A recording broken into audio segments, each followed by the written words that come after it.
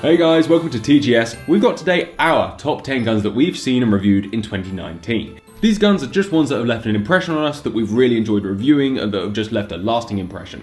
It's been really hard to whittle this down, so, well, if we've missed any out that you liked, chuck them below, and we'll feel guilty for that. Okay, so let's go. And this is in no particular order, because they're all so amazing. So number one on the list, and this probably goes down as the most memorable, was the 4-ball that Nick Horton brought along for us to shoot. It is insane, or was insane. So much recoil, so much fun. I've watched that video about 1,000 times now. I must admit, I absolutely love it. Absolutely love it. And that kind of links in closely with the 2-ball that we reviewed at Holt's. They're just sort of birds of a feather, big, heavy, awesome guns. And because there was only one space for big guns, I'm going to lump them into that. Big guns were cool. Definitely that 4-ball video. Yeah. My shoulder still remembers that for sure. Number 2, the Moth Gun. At Holt's, a gun designed by 5 of the best gun makers in France and made by 5 of the best gun makers in France. It's just stunning, you know. Every so often you see a gun that just speaks to you, and it doesn't have to be nice, and you might necessarily not even want to own it, but it is pure art. And that gun was pure art, and that, well, I remember that gun for the rest of my life, that's for damn sure. Number 3 was a Snow White Merkel. When we went to the World Gunmakers evening, we filmed a little bit with Merkel, and my god, this gun with a Snow White scene engraved on it, 7 dwarves and Snow White, with all the little encampments scroll around it. It was unbelievable, just beautifully designed and beautifully created. Yeah, I liked that a lot. I did like that a lot. Purely for silly reasons, and I really liked their other ones, the Wild Boar one. You know, I liked all of the really high-end Merkels because their engraving is always really nice, but this one was just particularly special. I enjoyed the Snow White scene. It's different. Different is good. Sometimes. Next is Peter Hoffer guns. And the first of the 2 guns that I've chosen from them, because it's kind of hard to pick between the 2, was their dinosaur gun. A stopping rifle with dinosaurs on it. Purely designed for stopping dinosaurs in the theoretical world where they existed, in that sense. A pointless, practical-less gun that was just so exquisite, beyond belief exquisite. And it would be awesome to fire it because it would be just about as memorable as the 4-bore, I bet. And the second one from them was the one with see-through side locks. There's 2 actually, but they were both beautiful. Who knew that you could even do that? But it was stunning. Absolutely loved that. Next is the electric gun, electric shotgun, the Krall electric shotgun, the Krall Volt 500.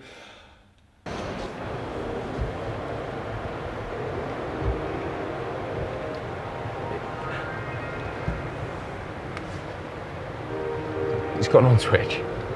It's got what? It's got an on switch. Yeah, what for then? We still haven't seen any progression of that coming into the UK, or in fact going anywhere in the world. But it was pretty cool. A gun you can charge up and go and shoot with electric solenoid firing pins. That was interesting. It was interesting. I thoroughly enjoyed being agog. So even if the electric gun never kicks off, well, who cares? It was still a nice thing to see and a nice theory. And there's a lot of comments we got on that video about this isn't the future and so on and so forth. But it's a step towards a ray gun, which is a step towards space travel in my head, which will be cool. Yeah, I'll have a return to Mars, please, Sasha. Because you should want to be driving even when spaceships are about. Next was the little Kiplau that Houseman built. And we saw that at EWA as well. And if you remember, it's so slim and elegant and beautiful and beautifully made beyond belief. I'm very looking forward to going back to see what they produced this year at EWA again, because, man, some of the stuff they were saying they had in development was amazing. But my heart still goes to that little K3. My heart does go to the K3 because that is actually attainable to me, or possible. This Houseman is a dream hunting rifle. Thoroughly enjoyed it. Up next is Longthorn. Purely based upon the fact that their barrels are by far and away the best shotgun barrels of all time. Yeah, that's a statement, isn't it? But they just don't dent. They are supremely well made. Those barrels are insane. Those barrels are the future of gun making, you know, and that's all I'm going to say on that. Awesome. Genuinely awesome. And the guns are quite pretty and beautiful to back it up, But in terms of barrel tech, wow. Hitting the barrels off of a pallet that would usually leave big dents with not even a scratch. Wow. Wow. The abusable gun. I can get behind guns. Hard wearing kit. Right back early at the beginning of the year, we saw the Guarini Revenant, and that left its mark. And it's kind of hard that we've seen so many more absolutely stunning guns since, that kind of pales in comparison now, which is really sad. But I remember seeing it at the time and just thinking, that is beautiful.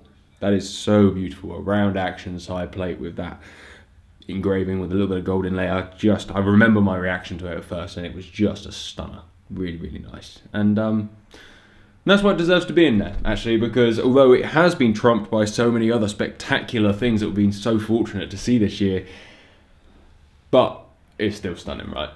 100% still stunning. Where would we be without Back from the Brink 2? That was a nightmarish gun, but utterly, utterly memorable experience. Making it, building it, shooting it. And that is definitely in my top 10 guns of 2019, because, you know, that's blood, sweat and tears right there. I'm connected to that gun. Finally, and this is finally, I don't even know if I got to 10 yet. Finally, the Moth Gun. The Moth Gun. The Moth Gun. The Moth Gun. The Moth Gun. That's all I can say about that. That was a brilliant moment of my life. I don't think I've ever been that happy, apart from all the other times I've been really happy, obviously. That's up there in the happy moments. Yeah, I thoroughly enjoyed that. I do have one final addition, and it's kind of silly because actually it doesn't really blend in with the insane quality or uniqueness of any of the other guns that we've got here.